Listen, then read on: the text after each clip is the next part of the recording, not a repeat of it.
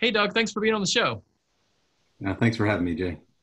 So I'm really excited about our conversation today because there are, probably millions of people all over the world who may be doing remote work for the first time.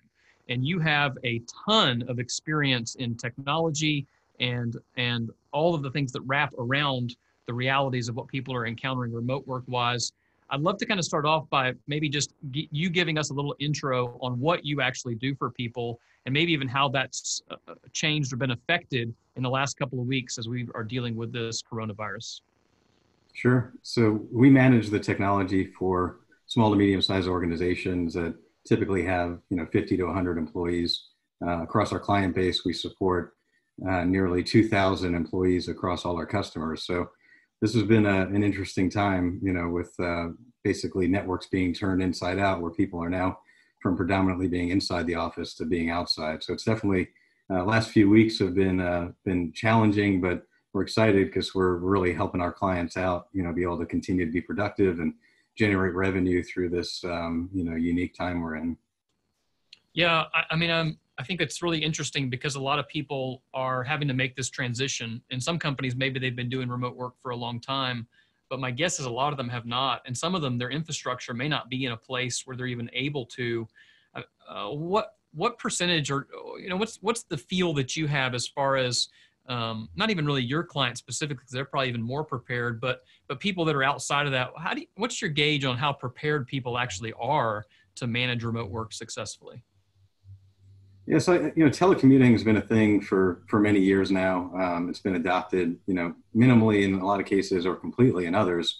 So, depending on kind of where they were on that curve and then being able to or needing to work remotely after hours and things, they may have had some technologies in place to support that.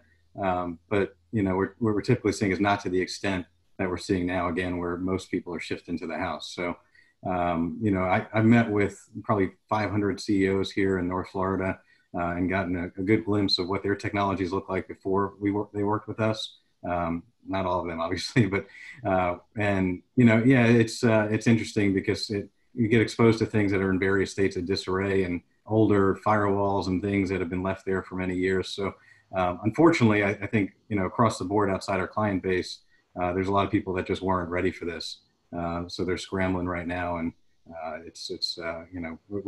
with our customers, we take a standardized approach to the infrastructure, like the Southwest Airlines model, one airplane. So that's paid huge dividends for our customers. But that's why I wanted to get on this podcast with you to try to help with the folks that are scrambling right now, trying to figure out which way is up. I'd love to hear you explain that a little bit more because I would have guessed there's probably some people listening that may not even realize what you mean. I know exactly what you're talking about as it relates to Southwest Airlines, but maybe kind of explain that idea of a standardized approach of what Southwest does in general, and then kind of how that relates to what you guys do in order to help people manage things well. Sure. I mean, they took the approach of one model airplane. That meant one set of parts, one set of operating procedures, one way to train their staff. So we took that to heart years ago. And there's a lot of core things that exist in a business's, IT environment around, firewalls and wireless and switches and things of that sort, and even servers to some extent. So we basically had a core stack that our team is fully trained in. It's enterprise grade gear. And it's really, in this case, paid some huge dividends because they had the VPN capability, they had the security and a lot of things to leverage. So for us, our team is certified on it, trained on it, allows us to fix things faster, allows us to deploy things faster. So that's been huge in the last couple of weeks working with our customers. But unfortunately, that's not typically the norm outside of, our organization.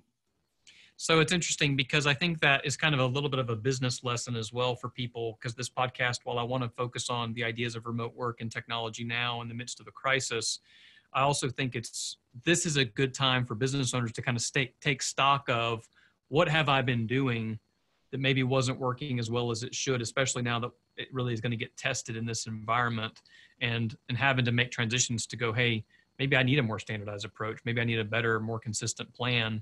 I know it's made me retake stock of everything because in crisis, all the things that were kind of negative to some extent, I think, get amplified, but the things that were good can get amplified as well. That's right. Yeah, hindsight's 20/20. I mean, people are in the thick of it right now. So just how do we get them out of it, as quick as we can and get them back to business? That's what we're trying to help with. When thinking about a company that needs to transition to remote work, which most companies now are being forced to do that in some way, what is one of the first thing or the first few things that you think companies need to be considering or paying attention to as their team is needing to make that remote transition? So for what we do, I mean, the default answer you'd expect to be security first. You got to protect your environment. But, ultimately we're realists as well. I'm a business owner. I get, functionality is number one right now. So I think that, getting people productive and efficient and able to do their jobs in some shape or form from the outside, but then I would say quickly circling back afterwards, and we're doing this with our customers, and making sure that, the gaps that I'm sure we'll touch on around security and cybersecurity concerns get addressed quickly and the exposure isn't there for an extended period of time. Yeah, for sure. I definitely want to dig into that cybersecurity stuff because I think it's any kind of security stuff. If we're in the midst of panic, we might overlook some of the things that might be important and leave open access to things that we don't want others or the public or even people that maybe have negative ideas trying to cause trouble getting access to. So we definitely are going to come back to that. Thinking about remote work in general, I kind of put down a few notes of areas where I felt like companies had to pay attention to. And I'm curious, what you think about these and if you think there's things that are missing. There's kind of the psychology of remote work, people having to be alone. There's the technology of what people actually need. And then there's the physical space of physically doing work. A lot of people are working from their bedrooms or their houses or from their back porches or wherever they can get access to. And then obviously your side focuses a lot on that technology, but how do you see, the technology and all those other pieces affecting how somebody's able to do their job well in the midst of crisis? Sure. Just one thing I just want to touch on, just the previous topic we just talked about, just like, functionality first, then security. I'm kind of viewing this as like Maslow's, hierarchy of needs. We got to get them generating revenue and productive and security, but, communications is in my mind that next layer. Voice, making sure that the teams can communicate amongst themselves and with clients. I just want to make sure I mention that because I think that's there's levels here of functionality that exists, and as we navigate through this, I think it's going to be important that we continue to layer on things to make everyone as productive as possible. But sorry, I just want to make sure I touched on that. That's good. Actually, I would like actually to circle on that double down on that just a little bit more. When we talk about like what those functional technologies are there any particular tools that you recommend to people? Now, I guess this probably is going to vary depending on whether somebody's a two-person shop or whether they have 50 team members or 500 team members. It probably varies a little bit. But are there particular tools that you recommend that you say, hey, here's some tool sets, a stack of software that might be helpful for people? Anything specific that you guys like?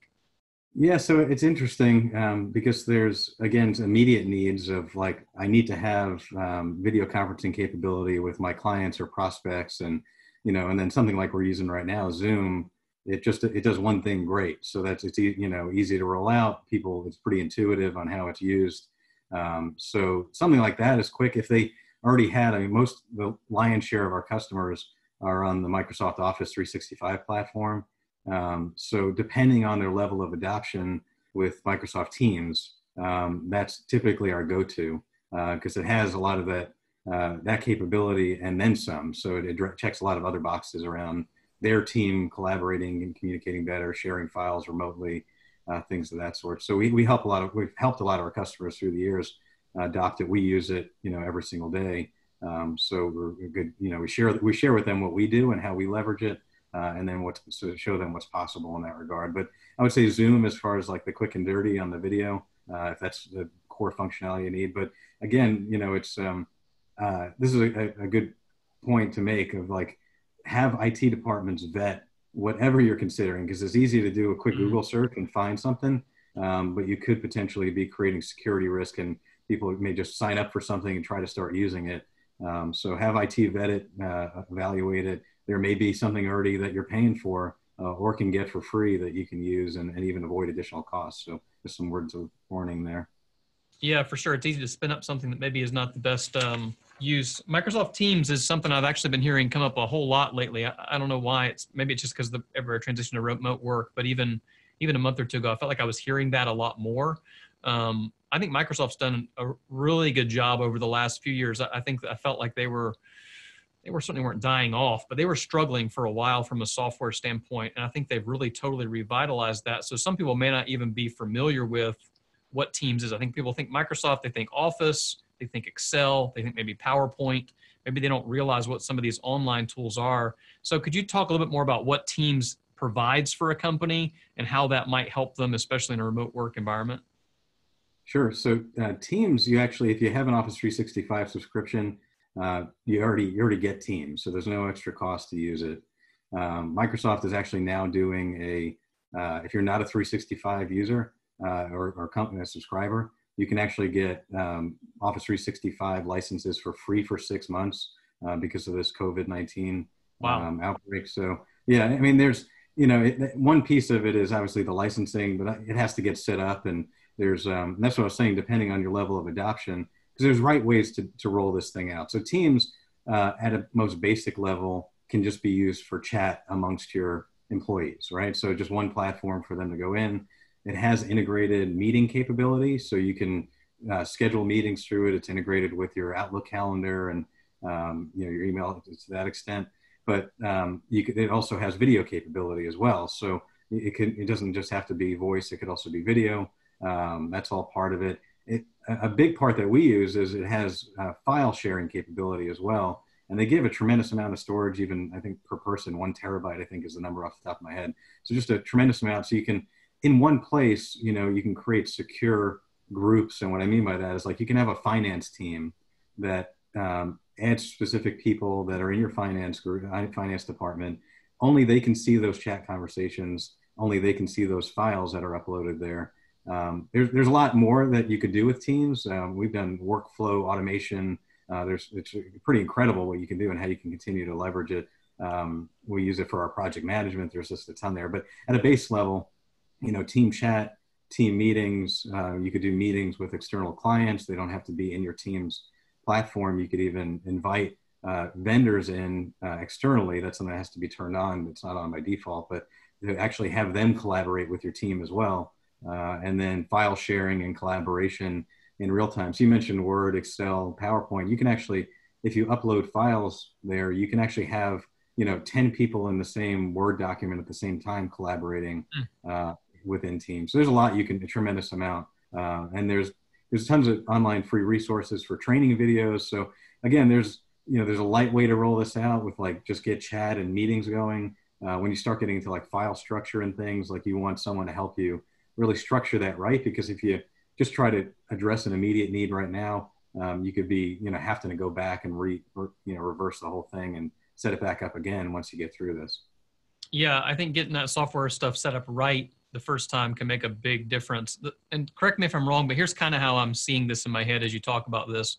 I feel like some of the individual tools out there right now, like Slack for messaging, Zoom for video chat, there's probably a lot of others, but those are the two biggest brands that come to my mind right now, are these individual tools who do like one thing well. But then the issue is you have to connect all these things if you want to get them to talk to one another. And that can be kind of an even a bigger pain because they're not really in the same ecosystem. And so it reminds me a little bit of, like, on the marketing side, we use HubSpot, and you do as well, which is a great tool. And we like it because it integrates a lot of different tool sets together, where we might have needed 6 pieces of software before from separate vendors and then tried to, like, integrate them behind the scenes, which is never perfect. It sounds like what Teams does is it basically takes a lot of those things and it blends them all together. So you have one tool set, one login, one place to go. And if there's one thing people hate more than just about anything, it's passwords for websites these days. Right. Yeah. Yeah. You hit the nail on the head. I mean, it's like I said, we live in it every day, and it's everything to us as well. So yeah, it definitely brings a lot of those. And the fact that it's within your 365 subscription, you don't have to pay any extra for it, even makes it better. Yeah, I mean, it's huge for people that don't have it. If Microsoft's offering that free trial or a free couple of months, 6 months even is amazing. So people should check that out. It's not a tool that I've even played with, and I'm kind of a tool junkie. So it's kind of weird that I haven't tried it, but now I want to go check it out. So thanks for sharing that. Let's transition a little bit and talk about where we were going, which is issues as it relates to remote work. And like I said, it could be psychology, it could be the physical space, or it could be the technology.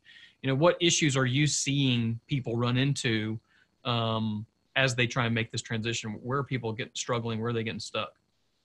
So you mentioned psychology earlier, and it's funny, with my wife and my son are home. He's goes to Ponte Vedra High School, and now virtual schooling. So distractions are plentiful. The dogs are locked up right now, so you don't have to hear the barking that may happen. So just trying to stay focused, but also still pay attention to them and give them the love and caring that they need.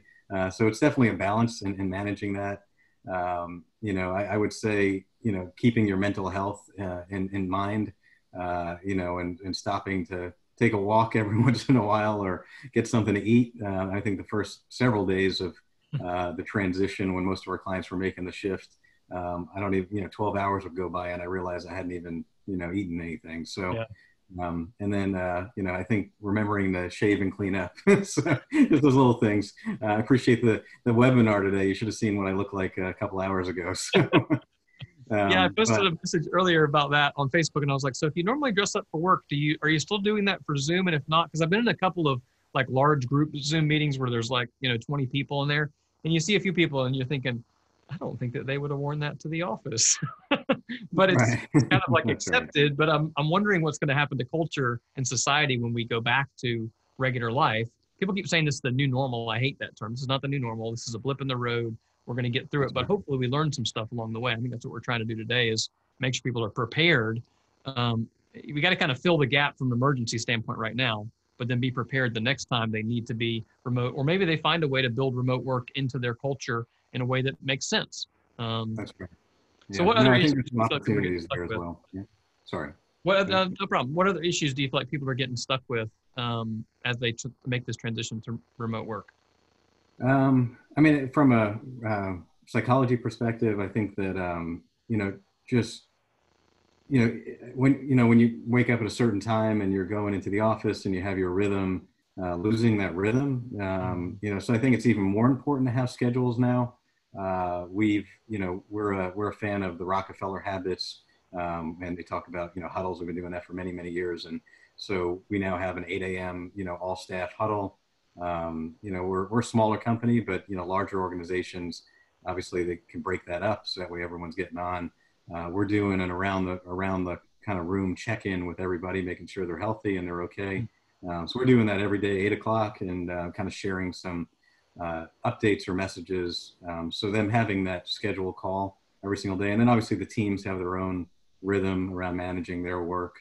So I think just sticking to that stuff and not disbanding it if you were already doing it is even more critical right now. I think there's a book, I can't remember the name, but it was about the Ritz-Carlton. It might be called Ritz-Carlton, but they talked about Excellence Wins, I think, by Horst Schultz.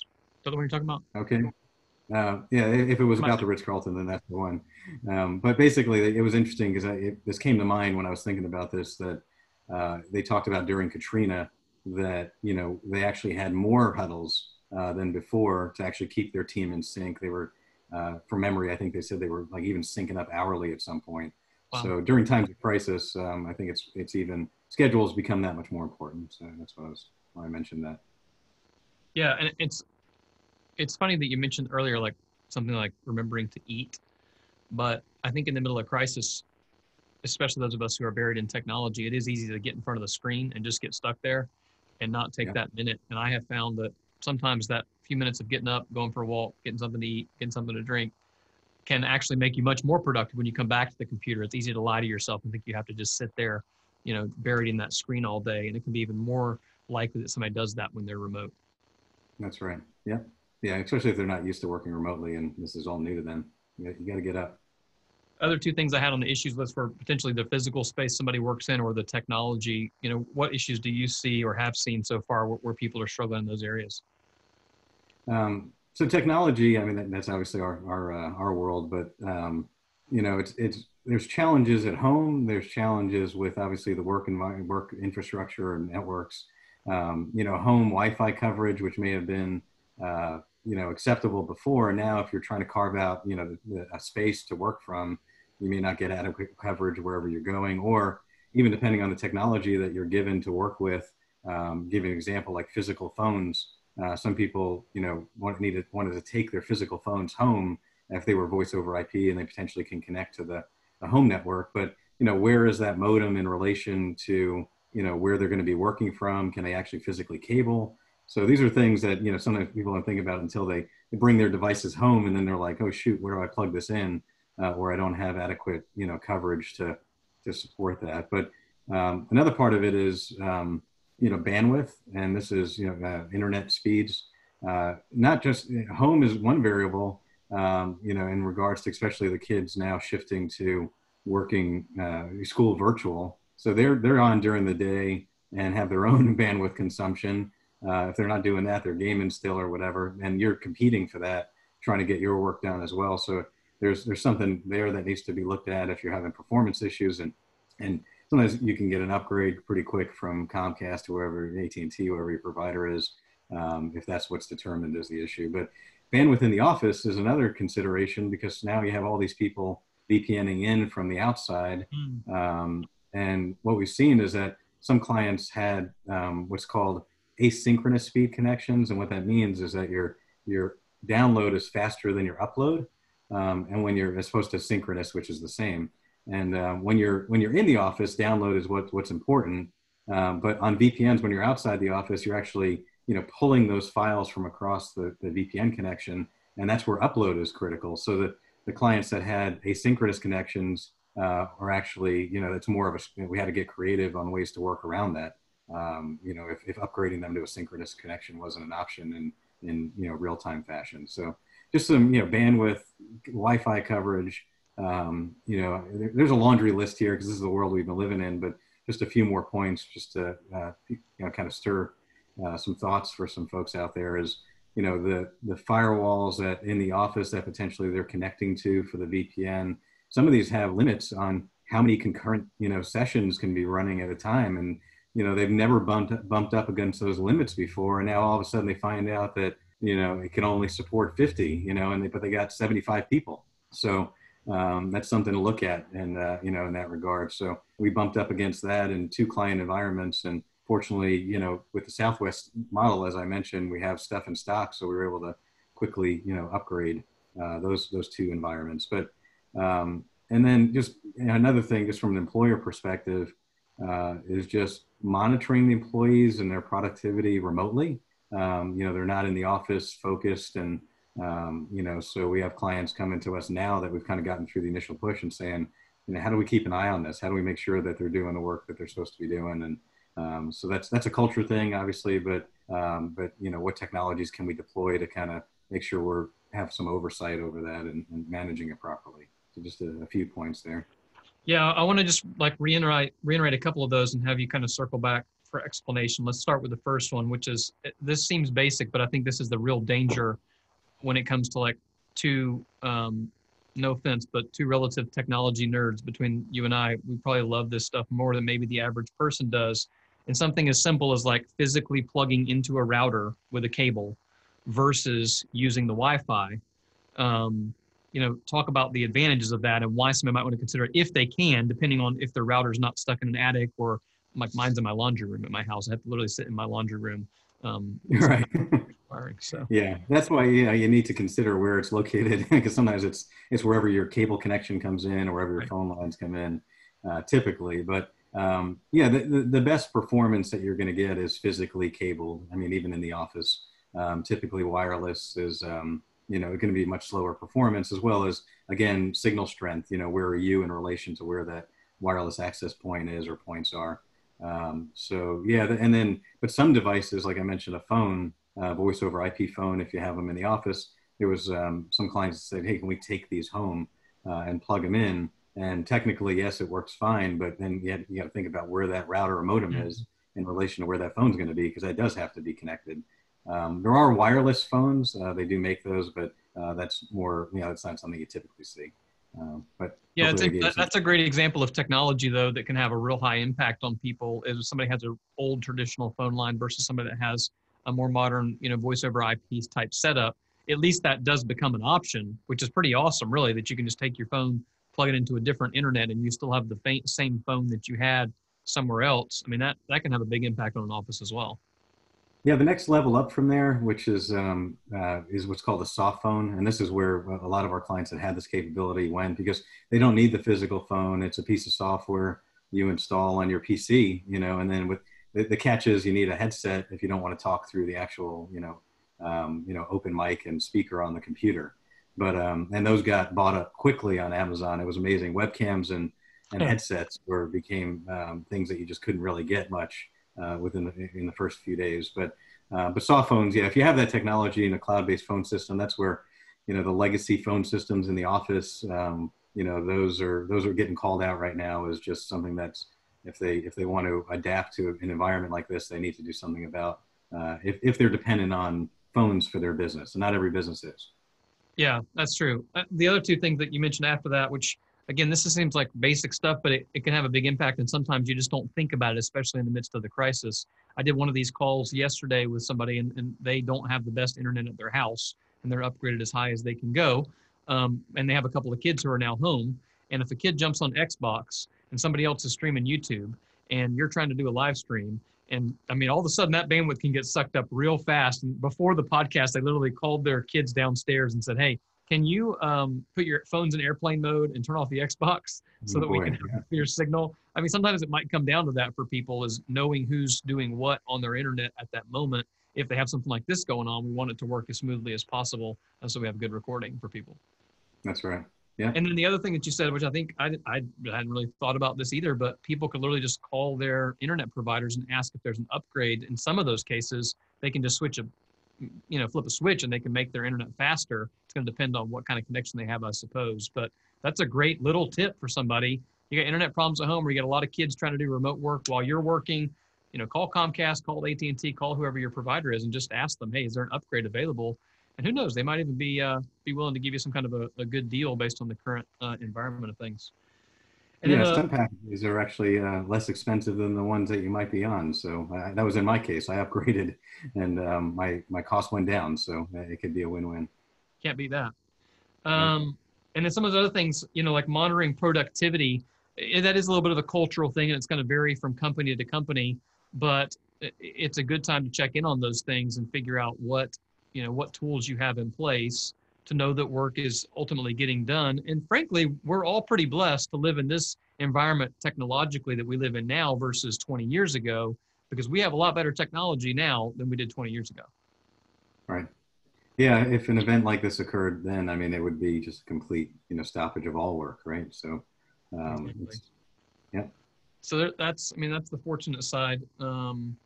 So let's talk about one of the big things that once we get those functional things in place, this idea of cybersecurity or just security in general, of really what are the risks, what's at stake if somebody does not have the right security in place, and what are some things maybe in the short term that they need to look at. They obviously need to bring in a professional. I mean, a company of any good size needs to have an IT company like TruTechnology to come in and help them sort that out. But in the short term, what are the things that maybe they need to be worried about, and then what they need to pay attention to? Got it. Okay. You mentioned earlier about physical space. This actually plays into it because, having that computer that you're using for work, whether it's a work laptop or, I mean, this thing is not going with you to the office during the day anymore. It's sitting in the same place. So, and if you had brought a work desktop home and are connecting using that, just making sure that that is, not accessible to the kids, to the other family members that may want to get on there and surf the web or do whatever, because that potentially can cause, can open up the opportunity for infections and things like that. So the physical aspect, what you mentioned earlier, that plays into that. This is interesting because the computers at home, like your home PC, has not been managed by an IT department. So who knows if there's even antivirus on or endpoint security or anything like that, or it's not, potentially being patched, to the current levels. So there could even be an infection that exists on that machine. And then it's interesting when you think about this, you bring home the work computer, it's now connected to the same network, either on the same Wi-Fi or plugged into the same LAN. Now, that infected home PC is exposing the work machine, to potential infection as well, because that's how some of these, they call them worms, they spread, across networks. So that's where there's a lot of risk that exists around this, because the home machine infects work machine is connected to the corporate network through a VPN. And then it impacts the servers and other things, and then everyone in the company is affected. So that would be devastating to a company right now when they're just trying to navigate this crisis, let alone have some sort of ransomware event or something like that happen that started from a home computer. Yeah, we don't need a digital virus to go with our coronavirus. That's right. Yeah. I know the word virus in our world was bad to begin with, and now we have this extra word. So we're often when someone says the word virus, it always brought us to attention before, but now it brings us to an extreme level of attention. But so definitely, increased chance of ransomware there. I mentioned devices kind of left unlocked that children could access, and there's a big thing right now. I mean, the hackers are exploiting, the disruption that's happening right now. And they're sending phishing emails out with things that they think are relevant that people would click on. Even IT departments, I think, have to be more vigilant, because for us to get a phone call right now saying, hey, I work for so-and-so company, I need to get set up remotely. We have to do extra diligence to validate that person actually works at the organization, and we know who they are. The calls aren't coming from, their corporate office anymore. Where we know the caller ID, it's coming from, just some random cell phone number, a home phone number. And that even includes password resets as well. So, being extra diligent right now and making sure that emails that you get, the sender, you were expecting it, don't open up any attachments. And, it's always best just to pick up the phone and call the person and ask them if they send you something, because that's a good check right there. And if you weren't expecting it, then you probably shouldn't open it. So just some tips there. There's in the compliance side of the world for our clients that are in healthcare or do credit card processing. You talk about HIPAA and PCI and things like that. This is a whole nother ball of wax, because potentially they're from HIPAA. If, they can't bring devices home that are unencrypted. So because the risk of violation and even opening themselves up to a breach in that regard. So there's things that have to be considered around even intellectual property, for organizations, if they have things that are considered secure, and now they're letting these devices leave their network and be in home networks and that are unsupervised. So some things there. I mean, compliance. There's an idea that if we just leave the computer in the office and then we remote into that, that we're probably safer. But depending on what you're connecting from, just to throw this out there. If there is something running, some malware on that computer, some virus, there's something called a keylogger, which they can actually track your keystrokes. So this is where, if you're typing in your username and password to get into your VPN or get into your remote computer, those credentials could be captured and then leveraged elsewhere. So there's a whole lot, around this. I've only touched on a fraction of it, but just some things to be wary of. And there's things to mitigate all of these situations, but obviously, again, number one was functionality. Let's get everybody back to work, but now we got to circle back through these things and make sure that we're protecting the business. Yeah, and we obviously don't have the time to dig into all these in detail, but I think these things are really important for businesses, and people need to set aside the time to make sure that they are aware of what's going on, and then are able to either implement the proper changes internally or communicate to their team. I mean, something as simple as like those phishing emails that you were talking about. It's crazy what happens and how easy those things happen. I know, like Stacy, my office admin, gets emails all the time, and it'll look like they're from me, sort of, and it'll say like Jay Owen is the from, but that's not the real email address. And then it'll say, hey, can you help me real quick with something? Which of course she's going to reply, sure, what do you need? And then they reply, I need to grab 10 gift cards for $100 each to so-and-so and mail them to this address. Can you take that care of me? Can you take care of that in the next 30 minutes? And one of the first times she got one of these, I had not really communicated this to the team, but they used a word, fortunately, in the email that I would never have used. But otherwise, she had not been appropriately educated to know, because, I mean, that's her job, is to help handle payments and checks and all this. And this happens at high levels, too. I saw a story in the news. I don't know if you saw this. It was a couple weeks ago, and it was one of the Shark Tank people, Barbara, I can't remember her last name, but she's the big real estate mogul. She had a phishing email that ended up costing her like $350,000. Somebody I did thought there see was a that. deposit on a transaction. They do that kind of thing all the time.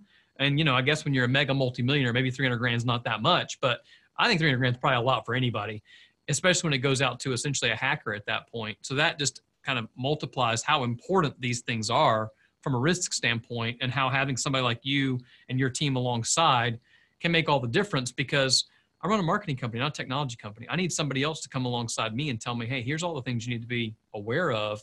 Um, and I think that, you know, those things that you kind of went through, ransomware, you know, devices that are unlocked, you know, hackers and phishing emails, HIPAA and other compliance issues, connection dependencies based on where they're at.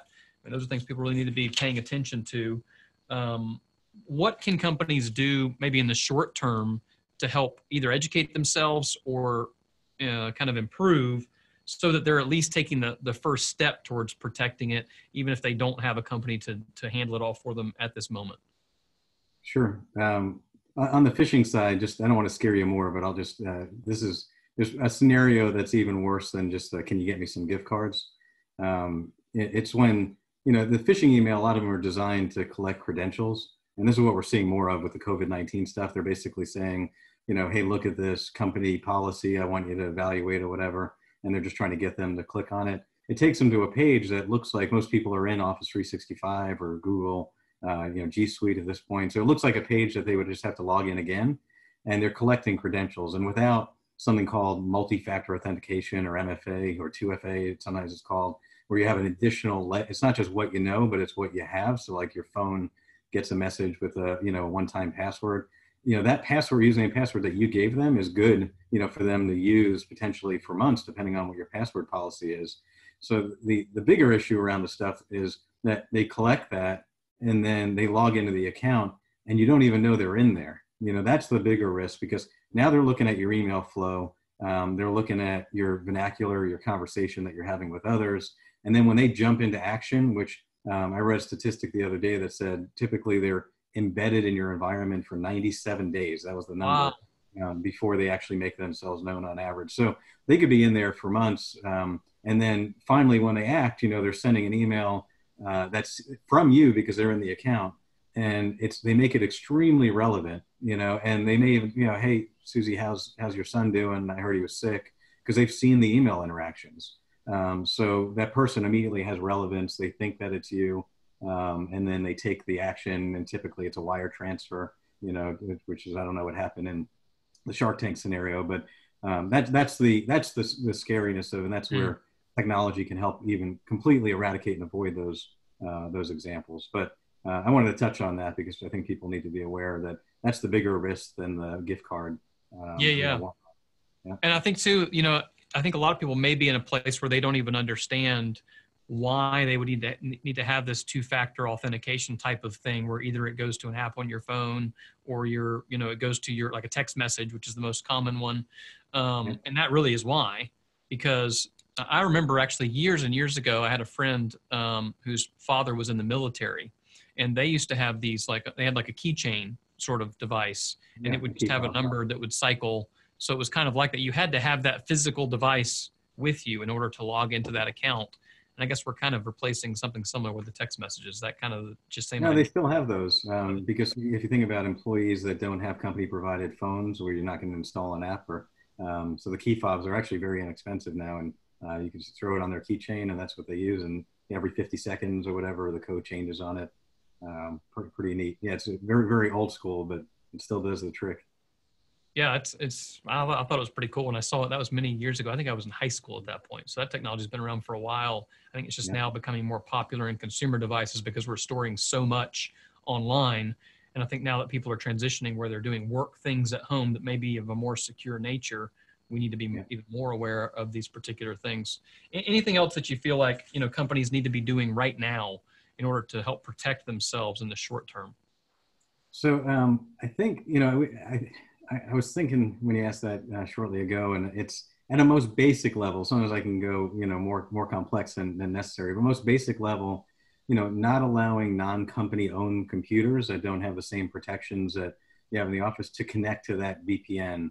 that you'd have the, so that's like the extreme of getting people functional, is just giving them the VPN on their home computers. But that's opening up a whole bunch of security risks. So we've, taken a hard line around that and had to work with customers on, you can use that, but it has to be restricted in a way to just maybe access your work desktop, and that's it.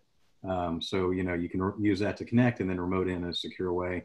So non-company owned devices, and then, with work computers, I mean, I don't want to get technical around this, but there's even different types of VPN connections. This is something to ask your IT provider. There's something called full tunnel or split tunnel, and basically just in layman's terms, a full tunnel VPN means that when you connect all of your traffic, 100% of it is sent across that VPN, which effectively puts you back behind your corporate firewall again. And that firewall in the office is doing a tremendous amount to protect the environment every day. So to be back behind it when you're on the VPN is great. Split tunnel, which some vendors, depending on which vendor you're looking at, that's their default. Some default to full. That means that only the server traffic goes across the VPN, while all other traffic, and maybe you check in your email, it could be watching Fox News on a separate browser, that's going across your home internet connection. So it's like that computer at that point is almost connected to both networks. That's that split aspect of it. So these are things to ask about. How are we set up? How do we mitigate the risk if we're split in that type of situation? So also when these work computers are leaving the office, whether it be a laptop or a desktop, making sure that they're still getting patched. Vulnerabilities, are announced every single day, multiple times a day. So they still have to be left on after hours, and the systems that patch have to be, if they don't already support distributed environments, that's something that needs to be looked at if it's internal IT or otherwise. How do we still patch those computers now that they're not in the office anymore, and maintain whatever security software is on them? Same exact thing. If they had endpoint security or antivirus, which that's one aspect of it. If that was being maintained through a server in the office and now they're not in the office anymore, how is that thing still getting updated and keeping them protected? So there's a lot. Security awareness training. It kind of goes back to the huddles of like, now's the time not to stop that stuff. If anything, it's time to even increase the frequency around it. Yeah. So some companies we work with, we do what's called phishing testing. So we'll actually send out emails that look legitimate to see who clicks on them, who actually fills out the form and gave away the keys to the network, and gave their username and password away. So if anything, do that more now than before. I think they're getting hit, so that's something that you don't want to stop because they're out of the office. So, I mentioned the auto locking of the desktops earlier, making sure that those are auto locked, drive encryption, the multi-factor authentication.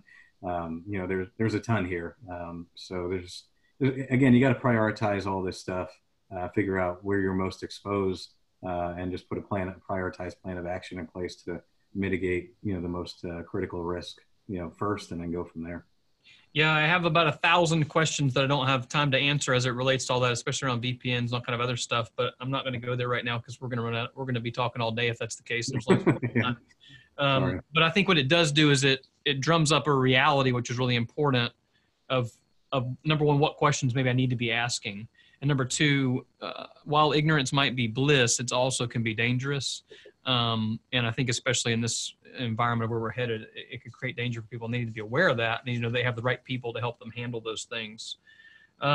Next kind of thing I have on my list here, and this is more forward thinking than current scenario, is, how do you see this affecting how companies use technology once we're out of this current crisis? Which, for everybody listening, we will get out of this thing. We will move forward. We're going to grow. We're going to get better. We're going to learn.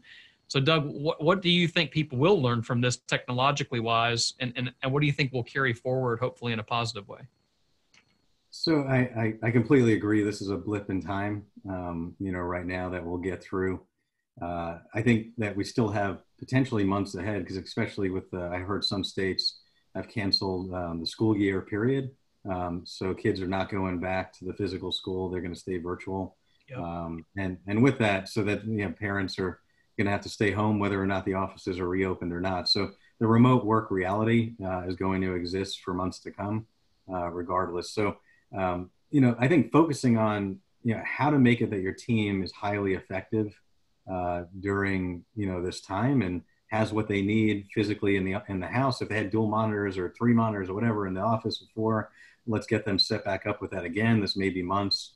So let's make sure that they're as productive as can be, and working in the most secure way. So looking forward, I think that, companies that were well situated right now to adapt to this have a competitive advantage, where they can, still serve their customers in a productive and efficient way, and we're able to get out in front of it. So I think there's some, with, disruption, there's opportunity. So, there's some opportunity there to seize that. And I think it's really, forcing companies to evaluate what work in their business can be done remotely. There's some businesses that you can't install fence posts, through a computer at somebody's house. Mm-hmm. It depends on what they do and how they are affected by this. So I think just thinking about that and looking at how to diversify in some cases, or how to mitigate that risk, I think is going to be an important strategic, agenda item for the organizations. And, there's also opportunity here to, obviously there's been a lot of organizations that have been impacted financially by this. So looking at how they can use technology, maybe even staying in a partial, telework capacity to keep overhead down. So that's something that may continue on just for that purpose in that regard. So just looking forward, looking at security practices, there's some shifts around even computing around, not necessarily being so reliant on the desktop or the laptop, and even shifting to the cloud in that regard. A lot of people, the shift to the cloud as far as applications go has been happening for years. You look at like Salesforce.com and QuickBooks Online, and, a lot of people are using things like that, which made this transition easier for some parts of their business. But, looking at this and saying, like, how do we become 100% cloud-based in what we do, and even how we access our desktops, and, what if our desktop's in the cloud, and that mitigates a lot of these security concerns? How do we set that up in a secure way? So I think there's a lot of questions to be asked right now, and how to be best prepared for the next few months, but then also should an event like this happen again. Being in Florida, hurricanes are not going away. I mean, there's going to be events, hopefully nothing ever like this again, but that, we have to be flexible for. So how do we best situate ourselves? So I think those questions are going to get asked, and I think it's a great exercise to go through to get some answers to them. Yeah, absolutely. Well, Doug, you've been really helpful helping me think through some of this technology stuff. Really, I felt like I was pretty knowledgeable, and I realized when I'm talking to you that I'm really not that knowledgeable about a lot of this stuff. And it's really helpful to kind of think through, and I think a lot of other business leaders need to do that. But before we wrap up this podcast, 2 things I want to do. One is I want to back up a little bit and talk about the idea of building a business that lasts. That is the topic of this podcast, after all. I think some of these things we're talking about future growth, affect that. But I'd love to hear your thoughts first on what you think is something that you want to leave with other business owners as they think about building a business that lasts, because you have done that. And number 2, I'd love to hear, I know you've got an upcoming webinar that you're doing. Depending on when people listen to this podcast, they may be watching an on-demand version or something, but a live version is coming up, I know, April 1st. So I'd love to hear a little bit about that. So number 1, when you're talking to another business owner, another leader, another entrepreneur maybe, and they want to know, Doug, how do I build a business that lasts? That's a very big question with a very long answer. But if you had to distill that down a little bit, what's something that you would want to leave them with to think about and take away today? So great question. Yeah, that could be a long one to answer, but just a couple of points. I would say, company culture, having a positive team that's ready to rise to any challenge, and, and there's a lot that goes into that, having your core values defined, and having hiring in alignment with those, and just kind of, building this army is critical. So culture, I would say, is paramount. Maintaining culture through this crisis is not something, it's something that needs to be focused on as well. It can't be left to the curb. It takes years to build it, and it could take days to destroy it. So, we're actually we're trying this for the first time, but we're doing a virtual happy hour today at 5 o'clock. So we're doing a Teams meeting. Everyone's getting on video that can make it. And we're doing a cheers together. You know, it's been a challenging, you know, last couple of weeks. So let off a little steam and celebrate, you know, the success. So got to maintain it. It's not something that just maintains itself. So little things like that go a long way. So culture. The other part is just, you know, establishing a strong leadership team and getting out of their way. So that would be, I think, a key part. I've been in business 18 years now, and you know, my leadership team, we meet weekly. You know, this was obviously we've had separate meetings just about our COVID response, but you know, empowering them to make good decisions. You know, and just getting out of their way and letting them do their thing. So culture and leadership teams, I think, would be two key things of many that helps build a business that lasts, in my opinion. Yeah, I love that. And I love hearing it too, especially for somebody like you who's very technically focused, you know, into technology, into all those details. It's easy to forget the people element. And I don't mean for you personally, I just mean like in general, it's easy for people to forget the people element. And the reality is we all have people that work with us, people that work for us, and people that we're working for. And even something like a virtual happy hour, it's amazing how something like that can just change their reality and the cadence a little bit and go, hey, we're still on the same team. We still got the same culture. So I love that you brought that up. I know coming up, you've got a webinar where you're going to dig into this stuff a little bit more, and you're going to teach it and help people kind of have some more resources to take away. I'd love to hear you kind of just tell us a little bit about what you're going to cover there and why it might be helpful for them. Okay, great. Yeah, so on April 1st at 2 p.m., we're going to start a COVID webinar series. The first one is going to be specifically about remote work, which we've touched on quite a bit, but talking, you know, more about making the team as productive and efficient as possible. I think everyone's kind of mid-transition right now, so things to think about. And then also, you know, I mentioned that Office 365 free 6 months. There's other free resources that have been made available in the technology community. In some cases, even like, you know, 3 years of licenses for free. So we're going to share some of those resources to be able to leverage. And so just trying to, you know, help people through this and add value as much as we can. So the first one will be on that. The second one, which is the next one we have planned out, is we're looking at a week later around specifically cybersecurity. So there'll be more information pushed out about that as well. But, you know, looking at just trying to, you know, educate people and keep their businesses protected through this crisis we're in. Yeah, I mean, I'm excited about that. I think that the idea of that continuing education right now is really, really important. I know I've done more of that in all kinds of different areas lately, from finance to process to systems. And now I think technology is probably one of the most important things. Looks like people can go register for that at TruTechRemote.com. So if that's something that you guys are watching on Facebook, or you hear about this later on the podcast, TruTechRemote.com will take you to a page where you can register, so you get a reminder about that webinar. Doug, I'm excited that you're doing that and really appreciate you taking the time to be on the show today and help everybody out with your knowledge and experience. Yeah, thanks for having me, Jay. Appreciate it.